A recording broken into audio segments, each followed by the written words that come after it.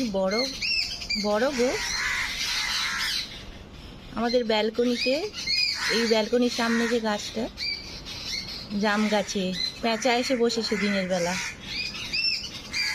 কাক সব তাড়া করছে, আমি আমার রুমের জানালা থেকে তুলছি। এত বড় পেঁচা, এবং এটা লক্ষ্মী পেঁচা।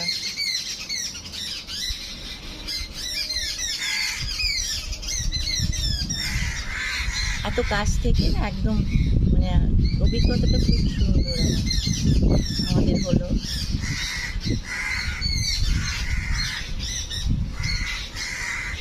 এতটা কাছ থেকে এত বড় পেঁচা এই প্রথম দেখলাম।